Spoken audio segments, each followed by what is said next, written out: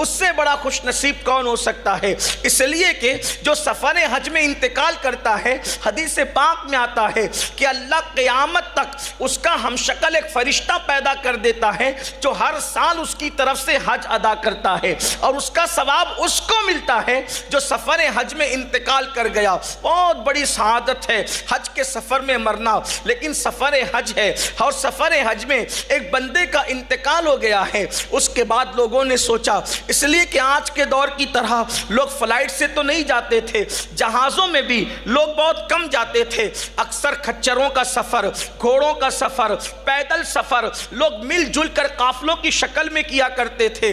اب چونکہ مکہ دور تھا، مکہ المکرمہ دور ہونے کی وجہ سے وہ لوگ سوچتے ہیں کہ چلو یہیں پر قبر کھود کر کے اس بندے کو دفن کر دیتے ہیں اور پھر اپنا سفر آگے بڑھا لیتے ہیں۔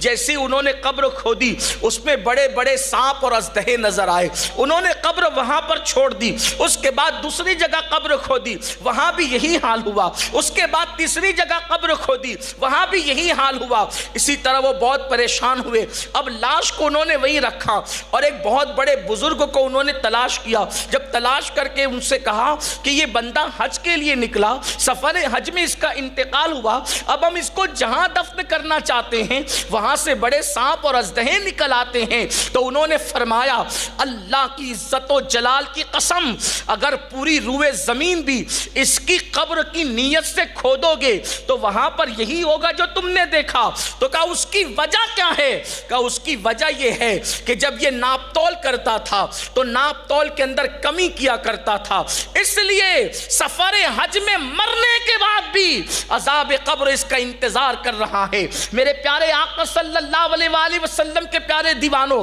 آپ اندازہ فرمائیں، گناہ کوئی بھی ہو وہ انسان کو ذلیل ہی کرتا ہے۔ ایک کفن چور نے ایک بزرگ کے ہاتھ پر توبہ کی، اور توبہ کرنے کے بعد جب وہ توبہ کر چکا تو بزرگ نے فرمایا یہ بتاؤ کہ جب تم کفن چور تھے، تم لوگوں کا کفن چراتے تھے، تو یہ بتائیے کہ اس وقت تم نے جب لوگوں کی قبریں کھودی تو کتنوں کی کھودی؟ تو کہا میں نے تو سینکڑوں کی قبریں کھودی اور کفن نکالا۔ تو کہا سچ بتانا تم نے سب مسلمانوں کی کھودی؟ کہا وہ سب کے سب مسلمان تھے۔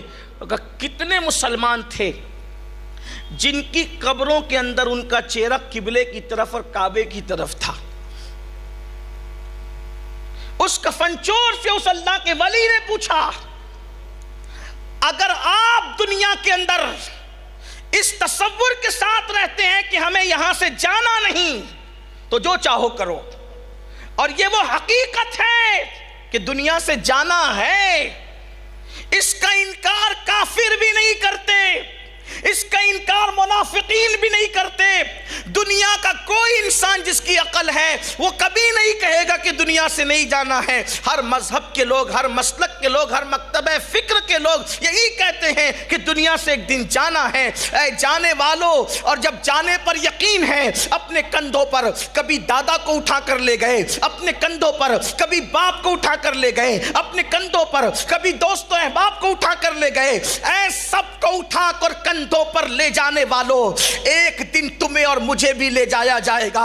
لیکن سنو سنو اور دل کے کانوں سے سنو، ماں کے پیٹ کی لذتیں اٹھا کر دنیا کے اندر آنے والوں، ایک دن قبر کے پیٹ کی بھی لذت اٹھانی ہوگی۔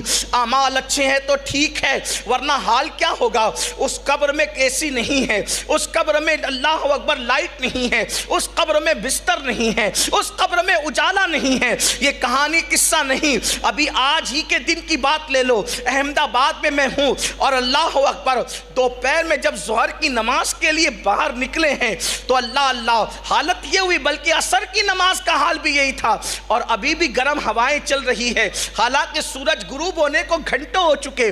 میں سوچتا ہوں یا اللہ، جب دنیا کی گرمی کا یہ عالم ہے تو قبر کی گرمی کا عالم کیا ہوگا؟ نہ وہاں پنکھے ہیں، نہ وہاں لائٹ ہے، نہ وہاں اے سی ہے۔ قبر ٹھنڈی ہوگی کس کی؟ تمہارے خوبصورت چہروں کو دیکھ کر قبر ٹھنڈی نہیں ہوگی، تمہارا نسب دیکھ کر قبر ٹھنڈی نہیں ہوگی، تمہاری ڈگریاں دیکھ کر قبر ٹھنڈی نہیں ہوگی۔ ہاں ہاں، جس نے مصطفیٰ جان رحمت کی آنکھوں کو ٹھنڈک پہنچائی ہوگی انہی کی قبریں ٹھنڈی ہوگی، ورنہ اللہ اکبر جو مصطفیٰ جان رحمت کی آنکھوں کو ٹھنڈک نہ پہنچا جا سکا، یہاں تو خوب عیش کیے، یہاں تو خوب عیاشیاں کی، یہاں تو خوب آوارگی کی، یہاں تو خوب منمانی کی، لیکن قبر کا حال کیا ہوگا؟ اور قبر سے کہیں بھاگ کر جا نہیں سکتے، نہ بیٹے پنکھا جھلنے آئیں گے، نہ بہویں پنکھا جھلنے آئے گی، نہ بیوی پنکھا جھلنے آئے گی۔ ذرا تصور تو کرو، یہ گرمی کا موسم دیکھ کر تھوڑا سوچو تو صحیح، جب زمین کے اندر جاؤ گے اور وہ گرمی جھلسا رہی ہوگی، وہ گرمی تڑپا رہی ہوگی، اوپر سے اندھیرا، پھر اللہ کا عذاب، پھر خدا کی ناراضگی، ہمارا حال کیا ہوگا؟ اس لیے اللہ نے موقع دیا ہے، تھوڑا غور تو کرو۔ اس بزرگ نے پوچھا کہ تو نے سینکڑوں لوگوں کے کفن چرائے، سینکڑوں قبریں کھودی، تو نے کتنے مسلمانوں کے چہروں کو قبلے کی طرف دیکھا؟ سچ بتا۔ تو اس نے کہا حضرت میں نے اگر 100 قبریں کھودی تو 99 لوگوں کا چہرہ قبلے سے پھرا ہوا تھا اور ایک کا چہرہ کعبے کی طرف، یعنی 100 میں سے ایک، توجہ کرنا، 100 میں سے ایک بندے کا چہرہ قبلے کی طرف تھا اور 99 لوگوں کا چہرہ قبلے کی طرف نہیں تھا۔ اس بزرگ نے اپنے استاد کو خط لکھا اور خط لکھ کر کے پوچھا حضرت یہ بتائیے کہ لوگوں کے چہرے قبلے سے کیوں پھرے ہوتے ہیں؟ تو اس کے استاد نے جواب دیا جب دنیا میں لوگ سنت کے خلاف کام کرتے ہیں، رسول اللہ کی جو سنت ہے اس کے خلاف کام کرتے ہیں، یعنی بدعتوں کو رواج دیتے اور سنتوں پر عمل نہیں کرتے، تو مرنے کے بعد ان کے چہرے قبلے کی طرف نہیں رہتے بلکہ قبلے سے پھیر دیے جاتے ہیں۔ اگر حضور کی سنت کے خلاف کوئی کام کیا، جیسے مثال کے طور پر ایک مثال دیتا ہوں، ٹوپی پہننا یا عمامہ پہننا حضور علیہ السلام کی سنت ہے، اس پر تمام مکاتب فکر کے لوگ متفق ہیں۔ اب اگر کوئی ننگے سر گھوم رہا ہے تو خلاف سنت کیا، ٹھیک، اب خلاف سنت کیا تو وہ بزرگ کہہ رہے ہیں کہ قبر میں اس کا چہرہ قبلے کی طرف نہیں ہوگا۔ اب سوچیں، مرنے کے بعد اس کا منہ قبلے کی طرف نہیں ہوگا۔ اب اور بھی سنتیں آپ لے لیں، اور سنتیں، بہت ساری سنتیں، آپ کو سب پتہ ہے کہ سنتوں کا تذکرہ کیا کریں، لیکن آپ مجھے بتائیں جو سنت کے خلاف عمل کرے قبر میں اس کا چہرہ قبلے کی طرف نہیں ہوگا۔